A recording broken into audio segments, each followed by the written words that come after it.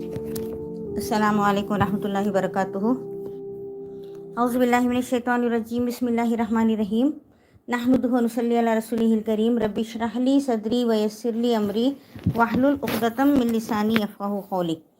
अल्लाहुम्मा अरिनल हक़्क़ हक़्क़न वरज़ुक़ना इत्तिबाअहु व अरिनल बातिला बातिलन वरज़ुक़ना इज्तिनाबहु। आमीन या रब्बल आलमीन। अस्सलामु अलैकुम क़ाबिल एहतराम बहनों। अल्हम्दुलिल्लाह 4 दुआएं आपको याद हो चुकी होंगी।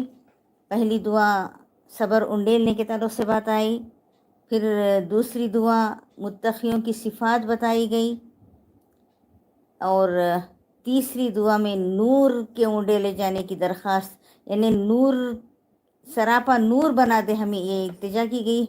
और चौथी दुआ में ऊपर की 3 दुआओं की कबूलियत का निचोड़ एक जामे दुआ के रूप में नबी अकरम सल्लल्लाहु अलैहि वसल्लम की ज़बान से हमें बता दिया गया। रब्बना आतिना फिद दुनिया हसना व फिल आखिरति हसनतुन व क़िना अज़ाबन्नार। यहाँ तक बात हुई थी। अब 5वीं दुआ है,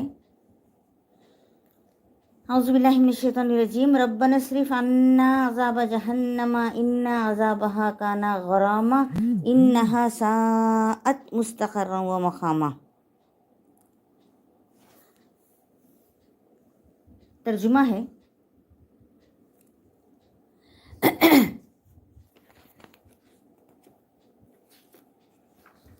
आए हमारे रब,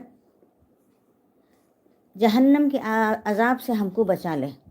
उसका अज़ाब तो जान का लागू है, वो तो बड़ा ही बुरा मुस्तक़र और मुक़ाम है। ये वाली तर्जुमा था, ठीक है। ये सूरह फुरक़ान की आयत नंबर 65 एंड 66 दो आयतें हैं।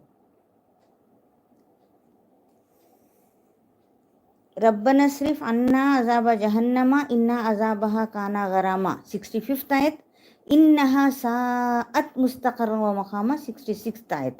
ये 2 आयतें हैं। तो इसका तर्जुमा अभी मैंने आपको बताया कि आए हमारे रब, जहन्नम के अज़ाब से हमको बचा ले। उसका अज़ाब तो जान का लागू है, वो तो बड़ा ही बुरा मुस्तक़र, यानी ख़रार करने का और ठिकाना रहने की जगह है। तो इससे चंद आयतों पहले से हम देखेंगे तो बात अच्छी तरह समझ में आएगी कि ये किन लोगों ने दुआ मांगी थी। अल्लाह रब्बुल आलमीन चंद आयतें पहले अल्लाह ताला अपनी शान, अपनी आन, अपनी खुदरत बताता है। ऐ मोहम्मद, उस खुदा पर भरोसा रखो जो ज़िंदा है और कभी मरने वाला नहीं। उसकी हम्द के साथ उसकी तस्बीह करते रहो। अपने बंदों के गुनाहों से बस उसी का बाखबर हो जाना काफ़ी है। वो जिसने 6 दिनों में ज़मीन और आसमानों को और उन सारी चीज़ों को बनाकर रख दिया जो आसमान और ज़मीन के दरमियान है। फिर अपने आप ही कायनात के तख्त सल्तनत यानी अर्श पर जलवा फरमा हुआ। रहमान उसकी शान बस किसी जानने वाले से पूछ लो। इतना कहने के बाद अल्लाह रब्बुल इज़्ज़त फरमाते हैं, इन लोगों से जब कहा जाता है कि उस रहमान को सजदा करो, तो कहते हैं रहमान क्या होता है? क्या बस जिसे तू कह दे उसी को हम सजदा करते फिरें? तो ये जो नबी अकरम सल्लल्लाहु अलैहि वसल्लम की दावत उनको दी जाती थी, इससे उनकी नफ़रत में उल्टा इजाफा कर देती है। ये बात आई। हालांकि यहाँ सजदे तिलावत है, इसीलिए मैंने अरबी मतन नहीं पढ़ा आपके सामने। तो अब यहाँ जो है प्यारी बहनों, अब्द कहते हैं बंदे को, इबाद कहते हैं प्लूरल फॉर्म में बंदों को। अब जैसे कि अब्दुल्ला अल्लाह का बंदा, इबादुल्लाह अल्लाह के बंदे, जमा के सिगे में आता है। तो यहाँ पहले तस्करा हुआ शैतान के बंदों का, इबादुश शैतान का। तो इबादुश शैतान के बाद फिर अल्लाह ताला ने अपनी खुदरत की निशानियाँ बताई कि बड़ा मुतबर्रक है वो, बड़ा बाबरकत है वो, जिसने आसमान में बुर्ज बनाए और उसमें एक चराग और एक चमकता हुआ चांद रोशन किया। वही है जिसने रात और दिन को एक दूसरे का जानशीन बनाया। जानशीन कहते हैं उसकी जगह लेना। रात जगह लेती है सुबह तक, सुबह रात की जगह ले लेती है। तो इस तरह एक दूसरे के जानशीन बनाया, हर उस शख्स के लिए जो सबक लेना चाहे या शुक्रगुजार होना चाहे। अब उसके बाद अल्लाह रब्बुल आलमीन रहमान के बंदों का जिक्र करता है। वहाँ तो इबादुश शैतान का जिक्र आया, शैतान के बंदों का जिक्र आया, जिनके सामने रहमान का नाम आता था तो उनको एलर्जी होती थी और वो कहते थे ये रहमान क्या होता है, کیا تو جسے کہتا ہے اسے ہم سجدہ کرتے پھریں؟ اس طرح کی باتیں وہ کرتے تھے. تو اللہ تعالیٰ وہ ذکر کرنے کے بعد اب رحمان کے بندوں کا ذکر کرتا ہے، اور رحمان کے بندوں کے کوالٹیز سب سے پہلے بتاتا ہے. دیکھیے بتانے کا انداز دیکھیے، پہلے ایک دعا میں پہلے نام متقیوں کا دے دیا گیا، اس کے بعد متقیوں کے اوصاف بتائے گئے. اب یہاں عباد الرحمن کی کوالٹیز پہلے بتائے جا رہے ہیں، اس کے بعد ان کی دعا ہمیں سکھائی جا رہی ہے. تو اب یہاں بتایا گیا کہ رحمان کے اصلی بندے وہ ہیں جو زمین پر نرم چال چلتے ہیں، اور جاہل ان کے منہ آئیں تو کہہ دیتے ہیں کہ تم کو سلام، جو اپنے رب کے حضور سجدے اور قیام میں راتیں گزارتے ہیں، اور جو دعائیں کرتے ہیں کہ اے ہمارے رب جہنم کے عذاب سے ہم کو بچا لے. ربنا اصرف عنا عذاب جہنم ان عذابها کان غراما انہا ساءت مستقرا و مقاما. تو اے ہمارے رب جہنم کے عذاب سے ہم کو بچا لے، اس کا عذاب تو جان کا لاگو ہے، وہ تو بڑا ہی برا مستقر اور مقام ہے. تو یہاں جو بات آئی عباد الشیطان کے بعد عباد الرحمن کا بیان آیا ہے. کفار مکہ جو کبر و غرور کے نشے میں نہ کسی کی بات سننے کو تیار تھے نہ سمجھنے کے لیے، یہاں تک کہ ان کے لیے خدا کا محبوب نام رحمان بھی ایک چڑ بن کر رہ گیا تھا.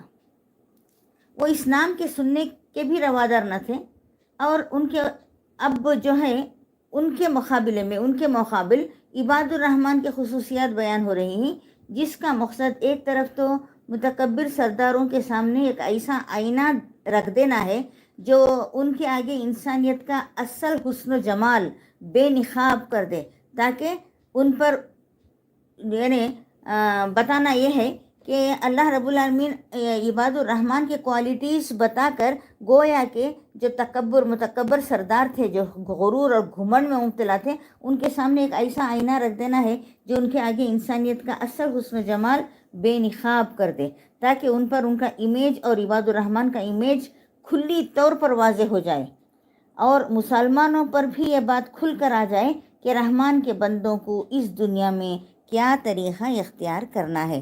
یہ سب سے بڑا مارل ہے جو اس دعا میں ہمیں ملتا ہے. یہاں عباد الرحمن کی کوالٹیز بتائی گئی، اس میں سب سے پہلی صفت جو بتائی گئی وہ ہے عاجزی اور انکساری. ان کے اندر غرور اور تکبر تھا عباد الشیطان کے اندر، تو عباد الرحمن کے اندر پہلی کوالٹی جو اللہ نے بتائی وہ عاجزی اور انکساری. متکبر سرداروں کی اکڑ کے مقابلے میں اللہ نے فرمایا میرے بندے وہ ہیں جو زمین میں اکڑتے اور اتراتے نہیں بلکہ نہایت نرم چال چلتے ہیں. یہاں چال کا مطلب واکنگ سٹائل نہیں ہے. اب دیکھو انسان کے اندر تکبر گھمنڈ ہو تو یوں تو اس کی ہر حرکت سے نمایاں ہو جاتا ہے، لیکن اس کی چال خاص طور پر اس کا گھمنڈ ظاہر کر دیتی ہے. اینٹ کر اکڑ کر ایک الگ انداز ہوتا ہے چلنے کا جو گھمنڈی ہوتا ہے اس کا. تو عباد الرحمن کے نرم چال سے اصل مقصد اس حقیقت کو بتانا ہے کہ ان کے دلوں میں اللہ کی عظمت اور ہیبت ایسی طاری رہتی ہے کہ یہ چیز ان پر ایکشن سے نمایاں ہو جاتی ہے جو زمین پر کرتے ہیں.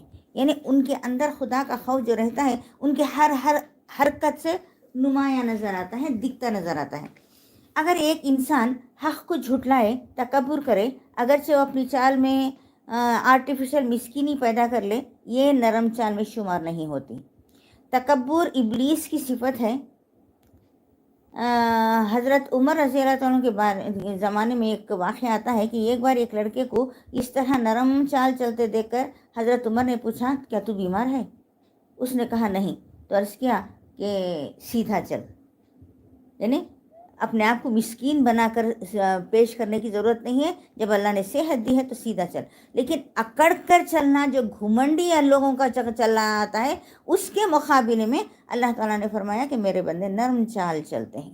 اس کے بعد دوسری صفت جو بتائی وہ یہ ہے کہ جب جاہل ان کے منہ آئیں تو کہہ دیتے ہیں تم کو سلام، یعنی سلامتی ہو تم پر والی سلام نہیں، جاؤ بھائی تمہارا راستہ تم نہ، ہمارا راستہ ہم نہ.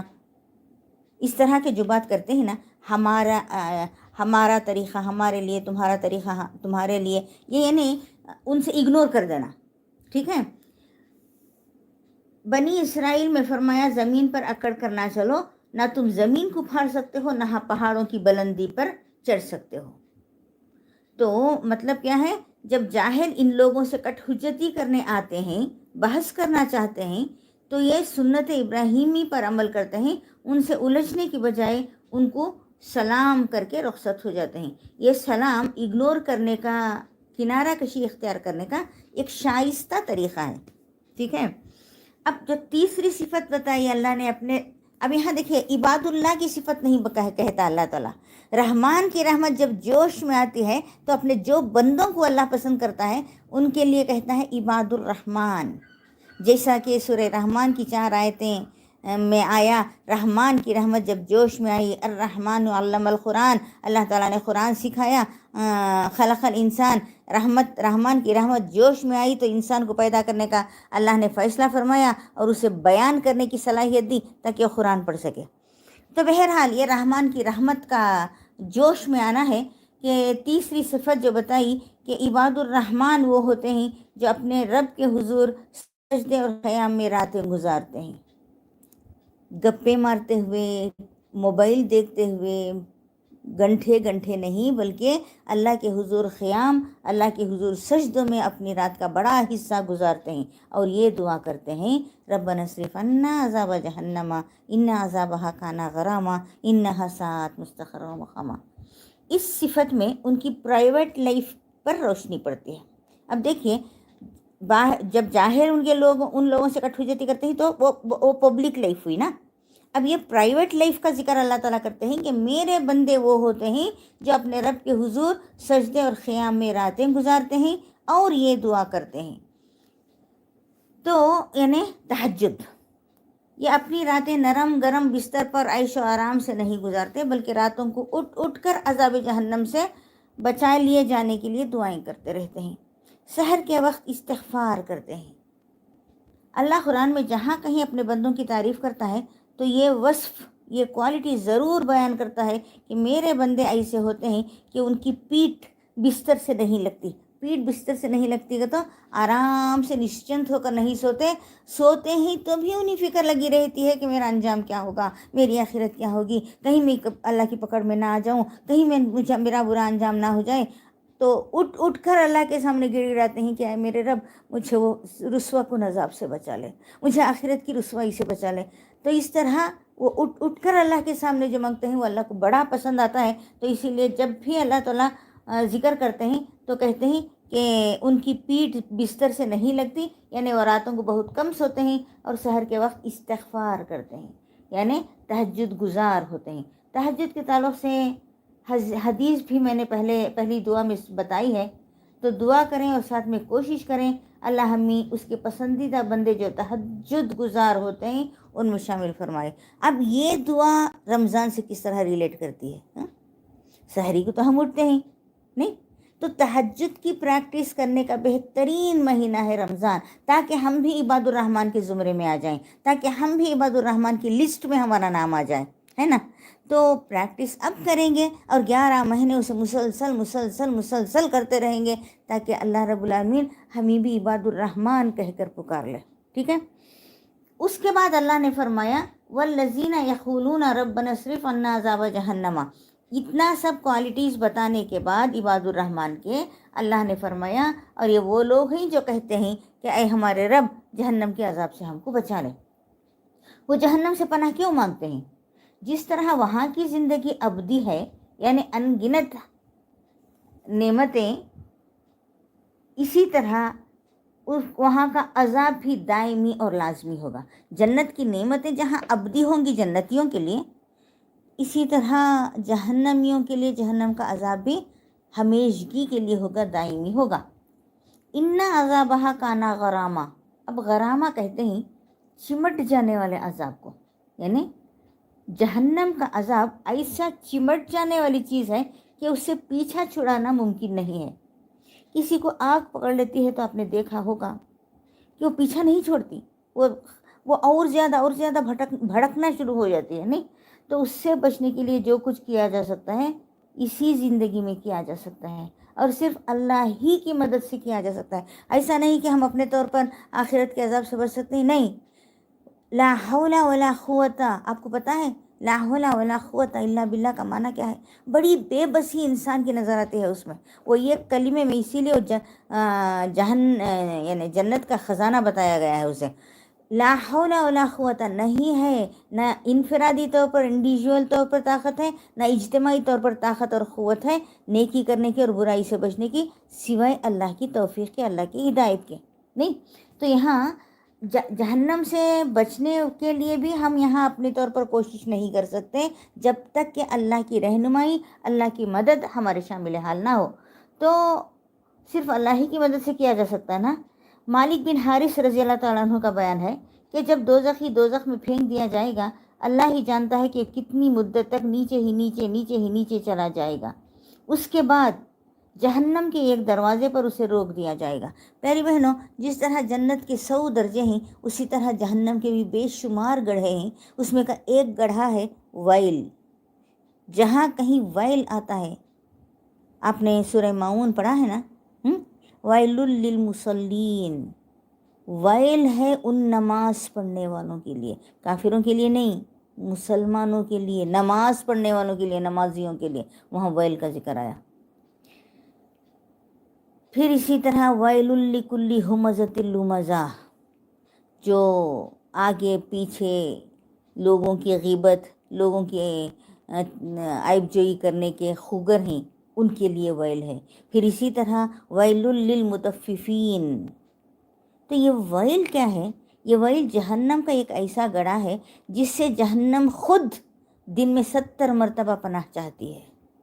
اور یہ جہنم کا گڑھا اتنی ڈیپتھ کا ہے، میں نے بتایا نا، نہ جانے وہ کتنی مدت تک نیچے ہی نیچے چلا جائے گا، اس کے بارے میں بتا رہی ہوں. صرف ویل کے گڑھے کا ایک ذکر نبی اکرم صلی اللہ علیہ وسلم سے جو ثابت ہے وہ میں آپ کو بتا رہی ہوں کہ ویل کے تعلق سے نبی اکرم صلی اللہ علیہ وسلم نے فرمایا اس کا ڈیپتھ اتنا ہے. مثال آپ نے دی کہ بچہ پیدا ہوتے ہی اس کے اندر ڈال دیا جائے تو 70 سال کا ہو کر زمین کی تہ میں پہنچے گا.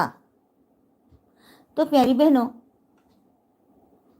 اس کے بعد اب جہنم کے بے شمار دروازے ہیں نا. جہنم کے ایک دروازے پر اسے روک دیا جائے گا. جہنم کے کتنے دروازے ہیں؟ جہنم کے 7 دروازے ہیں. اوکے، گڑھے بے شمار ہیں. ہر گناہ کرنے والوں کو ایک ایک، جس طرح جنتیوں کے درجے اپنے اپنے نیکیوں کے درجوں کے حساب سے درجے پاتے ہیں، اسی طرح جہنمیاں بھی اپنے اپنے کرتوتوں کے حساب سے سزا پائیں گے، جہنم پائیں گے. تو جہنم کے ایک دروازے پر اسے روک دیا جائے گا اور کہا جائے گا آپ بہت پیاسے ہو رہے ہوں گے نا، لو جام نوش کرو. یہ کہہ کر انہیں کالے ناگ اور زہریلے بچھوؤں کا زہر کا ایک پیالہ پلایا جائے گا. پیاری بہنوں، آب کوثر، تسنیم کی آمیزش والی شراب جہاں جنتیوں کو پلائی جائے گی، جہنمیوں کو کیا پلایا جائے گا؟ ان سے کہا جائے گا تمہیں بڑی پیاس لگ رہی ہوگی نا، لو یہ جام پیو. اور وہ جام کیا ہوگا؟ کالے ناک کا زہر اور بچھوؤں کا زہر کا ایک پیالہ پلایا جائے گا، جس کے پیتے ہی ان کی کھالیں الگ جھڑ جائیں گی، بال الگ ہو جائیں گے، رگیں الگ الگ اور ہڈیاں جدا جدا ہو جائیں گی، لیکن انہیں موت نہیں آئے گی. موت تو ختم ہو چکی. حضرت عبید بن عمیر فرماتے ہیں رضی اللہ عنہ، جہنم میں گڑھے ہیں کنویں جیسے، ان میں سانپ ہی جیسے اونٹ جیسے سانپ ہوں گے، اور بچھو ہیں جسے خچر کہا جاتا ہے. جب کسی جہنمی کو جہنم میں ڈالا جاتا ہے تو وہاں سے نکل کر آتے ہیں اور انہیں لپٹ جاتے ہیں. اور یہ سانپ جو اونٹ کے جیسے ہوتے ہیں، خچر کے جیسے ہوتے ہیں، اتنے بڑے بڑے، وہ جہنمی کو لپٹ جاتے ہیں اور ہونٹوں پر، سروں پر، جسم کے حصوں پر ڈسنے اور ڈنک مارتے ہیں، جس سے ان کے سارے جسم میں زہر پھیل جاتا ہے. رسول اکرم صلی اللہ علیہ وسلم نے فرمایا جہنمی 1000 سال تک جہنم میں چلتا رہے گا. یعنی معاف کرنا، حضور صلی اللہ علیہ وسلم نے فرمایا جہنمی 1000 سال تک جہنم میں چلاتا رہے گا. اتنی بری چیخ مارتا رہے گا وہ کہ اس کی تڑپ، اس کی تکلیف جتنی زیادہ ہوگی اتنی زیادہ چیخ بھی ہوگی نا. تو اس طرح وہ 1000 سال تک جہنم میں چلاتا رہے گا.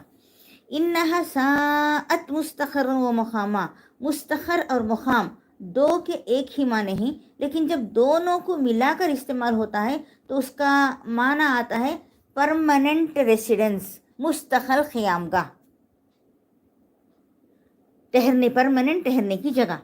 جہنم ایسی ہولناک جگہ ہے کہ ہمیشہ تو درکنار ایک لمحہ، فریکشن آف اے سیکنڈ بھی اس میں گزارنا گوارا کیے جانے کے قابل نہیں ہے۔ دوسری جگہ جہنم کے تعلق سے اللہ تعالیٰ فرماتے ہیں کہ جہنمی کو ٹارکول کا لباس پہنایا جائے گا۔ کیوں؟ ٹارکول، آپ نے روڈ پر ٹارکول جو ڈالتے ہیں دیکھا ہوگا، نہیں ٹار ڈالتے ہیں نا، وہ کیسا رہتا ہے؟ اگر ٹار ڈال کر ابھی ڈال کر ہیں اور آپ چلتے ہوئے وہاں سے جانا ہے تو آپ کے چپل کے نیچے پورا وہ چمٹ جاتا ہے ٹار، نہیں؟ تو یہ ٹار کا لباس پہنا جائے گا جہنمیوں کو۔ پیاری بہنوں، جب ٹارکول کا لباس پہنایا جائے گا جہنمیوں کو اور نیچے آگ بھڑک رہی ہوگی تو وہ ٹارکول انسان کے جسم سے چمٹ نہیں جائے گا۔ تو یہاں غرامہ کا مطلب چمٹ جانے والا عذاب ہے۔ تو یہ چمٹ جانے والا لباس ٹارکول کا جہنمیوں کو پہنایا جائے گا۔ کیوں؟ اس لیے کہ جہنمیاں جو ہیں دنیا میں تکبر کرتے تھے، اللہ کی آیاتوں کو جھٹلاتے تھے، رحمان کا مذاق اڑاتے تھے، تو ایسے لوگوں کو عذاب وہ جیسا اللہ کو غضبناک کرتے ہیں ویسے نت نئے عذابیں اللہ تعالیٰ انہیں دیتا ہے۔ پیاری بہنوں، جہنم ایک ایسی جگہ، ہولناک جگہ ہے، میں نے آپ کو بتایا نا، ایک سیکنڈ کے لیے بھی اس میں جلنے کا سوچ بھی نہیں سکتا ایک مومن بندہ۔ لیکن آج افسوس ہے، ہم مسلمانوں میں سے اکثر مسلمان کہتے ہیں کیا بھی نہیں، جہنم کو گئے بھی تو کیا ایک وقت تو کلمہ پڑھ کو ہیں ہم واپس آ جائیں گے۔ پیاری بہنوں، اتنا آسان ہے جہنم میں جا کر واپس آنا؟ ارے کسے چاہیے وہ جنت جو جہنم میں جل کر آنے کے بعد ملے؟ جنت تو اللہ کی خوشنودی والی جنت ہمیں چاہیے، اللہ کو راضی کر کے جو جاتے ہیں، فریشرز جو جاتے ہیں، اس طرح کی جنت ہمیں چاہیے نا۔ اسی لیے تو نارحمان کے بندے راتوں کو سوتے نہیں چین سے، جب دن تمام کاموں میں لگے رہتے ہیں، اللہ کو راضی کرنے میں لگے رہتے ہیں۔ اللہ کو راضی کرنے کا مطلب صرف عبادتیں کرنا نہیں ہے پیاری بہنوں۔ بیوی بچوں کو حلال روزی محنت کر کے کما کر لاتا ہے شوہر، کیونکہ وہ خوام ہے اور اسے اپنی ذمہ داری کا احساس ہے، میری بیوی بچوں کو مجھے ہی کو پالنا ہے، تو یہ سوچ کر اپنی بیوی بچوں کا آرام کا خیال وہ رکھتا ہے، تو وہ بھی عبادت ہے۔ اور جب گھر کو وہ آتا ہے تو بیوی مسکرا کر جب شوہر کو ویلکم کرتی ہے تو وہ بھی عبادت ہے۔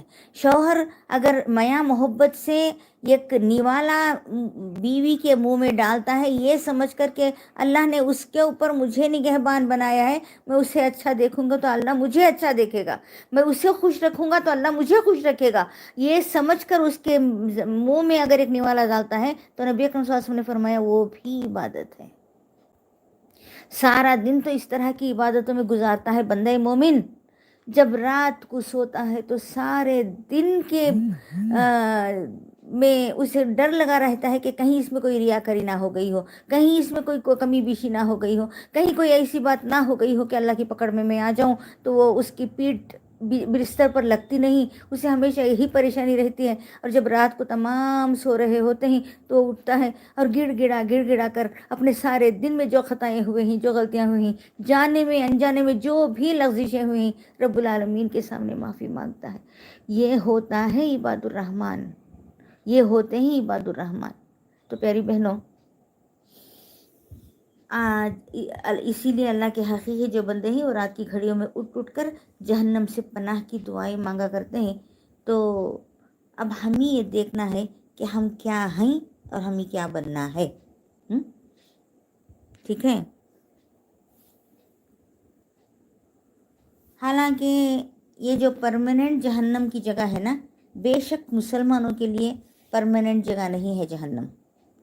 اللہ تعالیٰ نے کافروں کے لیے ہمیشہ رہنے کی جگہ بتایا ہے، مسلمانوں کے لیے نہیں بتایا۔ مسلمانوں کے لیے جو گنہگار ہیں انہوں صرف کلمہ پڑھ لیے، اللہ کے حبیب کی امتی بن گئے، تو اللہ تعالیٰ صرف اس بنا پر جنت کو نہیں بھیجے گا، اس بنا پر سب سے پہلے جنت کو نہیں بھیجے گا۔ پیاری بہنوں، ابراہیم علیہ السلام کو آپ کو یاد ہوگا، ابراہیم علیہ السلام کو جب اللہ تعالیٰ نے امامت دینے کا وعدہ کیا کہ میں تجھے تمام دنیا والوں کا امام بنانے والا ہوں، تو بے اختیار ابراہیم علیہ السلام کی زبان سے نکلا، اور میرے بچوں کو۔ انسان کی فطری خواہش ہوتی ہے کہ اسے کچھ ملتا ہے تو بچوں کا خیال کرتا ہے، نہیں؟ تو اللہ تعالیٰ نے فرمایا کہ جو نافرمان ہو گئے ان سے میرا کوئی وعدہ نہیں ہے۔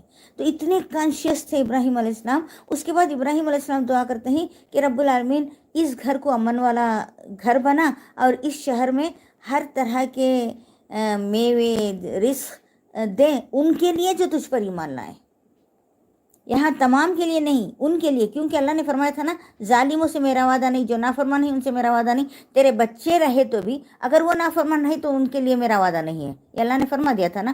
تو ابراہیم علیہ السلام کہتے ہیں کہ اب ابراہیم علیہ السلام ہی کی تو اولاد نہ تھی وہاں، تو جو یہاں ہیں میرے بچے، وہ اس میں جو نیک ہیں ان کو رزق لا۔ اللہ تعالیٰ فرماتا ہے کہ دنیا کے رزق کے معاملے میں ہر اس کو بھی دوں گا جو میرا نافرمان ہے، تھوڑا سا رزق تو دنیا میں دوں گا، پھر اسے جہنم کی طرف گھسیٹ لے جاؤں گا۔ تو مسلمانوں کے لیے جہنم پرماننٹ جگہ نہیں ہے، کیونکہ اس کے اندر جو کلمہ پڑا ہوا ہے، میں نے پچھلی دفعہ بھی بتایا، وہ جگنوں کی دم میں چمکنے والی روشنی کی طرح چمکتا رہے گا، تو اللہ تعالیٰ اسے نکال لیں گے اور جہنم سے نکال لیں گے، بالآخر وہ جہنم سے نکلے گا۔ اور اکثر مسلمان فخریہ کہتے بھی ہیں کہ ہم تو صرف چند دن ہی جلیں گے نا، پھر کلمہ پڑھ کر ہی تو اللہ ہمیں جنت کو بھیج دے گا۔ پیاری بہنوں، یہود بھی یہی کہا کرتے تھے کہ ہم جہنم میں ہمیں جانا پڑا بھی تو چند دن، کیونکہ وہ 40 دن انہوں نے بچڑے کو معبود بنا لیا تھا۔ تو آپ سوچئے 1 سیکنڈ کا جلنا کوئی سہ سکتا ہے؟ پھر یہ حماقتیں کیوں؟ تو ہمیں بننا ہے تو عباد الرحمن بننا ہے، رحمان کے بندے اور بندیاں بنائیں، جن کی تعریف قیامت تک کے لیے لکھی گئی اس کتاب میں۔ اللہ تعالیٰ فرماتے ہیں کہ میرے بندے وہ ہوتے ہیں، میرے بندے وہ ہوتے ہیں۔ انشاءاللہ آئندہ جو دعا ہوگی وہ بھی عباد الرحمن ہی کی ایک اور کیٹیگری سے ہوگی، ان کے صفات اللہ تعالیٰ وہاں بتاتے ہیں۔ تو اللہ تعالیٰ سے دعا ہے کہ اللہ رب العالمین ہمیں ایسی کوشش کرنے کی توفیق عطا فرمائے جو عباد الرحمن ہم بن سکے۔ ہم نہیں بن سکتے اپنی کوششوں سے، ہم نہیں بن سکتے اپنی محنتوں سے، اس کے ساتھ دعا بھی مانگتے رہنا ہے۔ ربنا اصرف عنا عذاب جہنم ان عذابها کان غراما انها ساءت مستقرا ومقاما۔ جس طرح ایاک نعبد و ایاک نستعین، ہم وعدہ کرتے ہیں، ہم تیری ہی عبادت کرتے ہیں، تجھی سے مدد مانگتے ہیں، لیکن ہم نہیں اپنے خودی سے نہیں مانگ سکتے، اپنی خودی سے نہ عبادت کر سکتے ہیں، نہ تیری ہی تجھ سے ہی مانگ سکتے ہیں، ہمیں سیدھا راستہ دکھا، اہدنا الصراط المستقیم۔ تو کوشش کرتے ہوئے اللہ سے مدد مانگنا ہے۔ اللہ رب العالمین ہمیں کوشش کرتے ہوئے اللہ سے مدد مانگنے والے بنائے، آمین۔ وآخر دعوانا الحمدللہ رب العالمین۔ پیاری بہنوں، 40 پر 5 منٹ میں نے لیے تھے، لیکن کچھ دعائیں بہت چھوٹی سی ہوتی ہیں، تو اتنی ہی دعاؤں، لیکن یاد کرنا ہے، اور یاد کر کے جب دعا کو ہاتھ اٹھاتے ہیں نا آپ، تو یہ تمام منظر آپ کے سامنے آنا ہے۔ ربنا اصرف عنا عذاب جہنم ان عذابها کان غراما آتا ہے نا، تو ٹارکول آپ کی آنکھوں میں آ جانا ہے، ٹارکول کا لباس اس وقت پہنایا جائے گا۔ اللہ رب العالمین ایسی جہنم سے ہماری حفاظت فرما، رب العزت اس میں جانے والے لوگوں سے ہماری حفاظت فرما، اور ایسے عمل کرنے کی توفیق دے کہ ہم عباد الرحمن بن جائیں۔ اوکے، وآخر الدعوانا الحمدللہ رب العالمین۔ کوئی سوال ہے؟ میں نے ایک سوال پوچھا تھا پچھلی دفعہ اور میرے پیج پر جواب دینے کے لیے کہا تھا، لیکن ایک بہن کا بھی، ایک بچی کا بھی جواب نہیں آیا۔ کیا وہ غور سے سنے نہیں یا جواب دینا ضروری سمجھا نہیں؟ مجھے نہیں معلوم۔ کسی کو یاد بھی ہے وہ سوال یا نہیں، مجھے نہیں معلوم۔ ہاں، وتوفنا مسلمین، اور ہماری جان حالت اسلام میں نکال۔ ایک بار پھر وہ سوال میں آپ کو دوہرا رہی ہوں، اور ہماری جان حالت اسلام میں نکال۔ تو ہماری جان حالت اسلام میں نکلنے کے لیے ہمیں کیا کرنا ہے؟ ایک جملے میں جواب ہونا ہے، ایک سینٹنس میں جواب ہونا ہے۔ دیکھیں کون سی بچی، کون سے، خاص کر میری اسٹوڈنٹس سے میرا سوال ہے، بچیوں سے، GIO کی بچیوں سے، یہ جواب میرے پیج پر ایک سینٹنس میں آ جانا ہے انشاءاللہ۔ اوکے، السلام علیکم ورحمۃ اللہ وبرکاتہ. سبحان اللہ وبحمدہ سبحانک اللہم وبحمدک ونشہد ان لا الہ الا انت نستغفرک ونتوب الیک.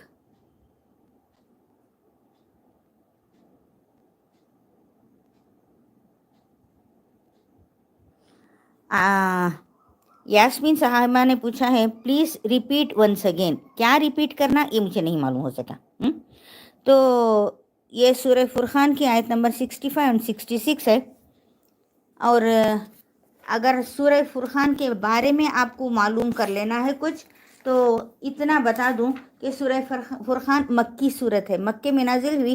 اور کفار قریش کے جو سردار ان کا جو بیہیویئر تھا وہ بیہیویئر کو نوٹ کر کے اللہ تعالیٰ نے عباد الشیطان ان کو وہ شیطان کے بندے تھے نا، وہ اللہ کے بندے تو نہیں تھے نا، وہ اللہ کے ساتھ دوسروں کو شریک کرتے تھے، نبی اکرم صلی اللہ علیہ وسلم کا مذاق اڑاتے تھے، تو اس طرح وہ عباد الشیطان تھے. تو ان کے بعد اللہ تعالیٰ عباد الرحمن پر کے کوالٹیز یہاں بتا رہا ہے. اس کے بعد اور عباد الرحمن کے کوالٹیز آئیں گے انشاءاللہ، ہم نیکسٹ ایپیسوڈ میں اسے سن سکیں گے. السلام علیکم ورحمۃ اللہ وبرکاتہ.